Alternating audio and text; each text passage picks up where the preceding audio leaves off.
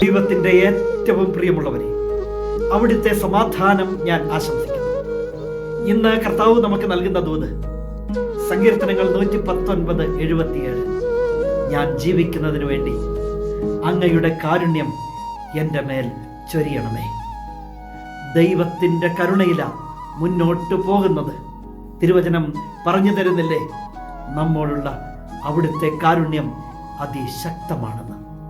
ദൈവത്തിൻ്റെ കരുണയാ മുന്നോട്ട് നയിക്കുന്നത്. വല്ലാതെ അങ്ങ് തളർന്നു പോകുമ്പോൾ ആ കാരുണ്യത്തെക്കുറിച്ച് ധ്യാനിക്കുമെങ്കിൽ ദൈവത്തിൻ്റെ കരുണ നമ്മെ പൊതിഞ്ഞു പിടിക്കും. ആ കരുണയിൽ മുന്നോട്ട് പോകാൻ സാധിക്കും. ഓരോ നിമിഷവും ദൈവ കരുണയുടെ വലിയ സാന്നിധ്യം നമ്മോടൊപ്പമുണ്ട്. പുത്രനെ പോലും ഒഴിവാക്കാതെ നമുക്ക് വേണ്ടി നൽകപ്പെട്ടെങ്കിൽ അത് അവിടുത്തെ കരുണ തന്നെയല്ലേ? എങ്കിൽ പ്രാർത്ഥിക്കാം, ഞാൻ ജീവിക്കുന്നതിന് വേണ്ടി അവിടുത്തെ കാരുണ്യം എൻ്റെ മേൽ വർഷിക്കണമേ എന്ന്.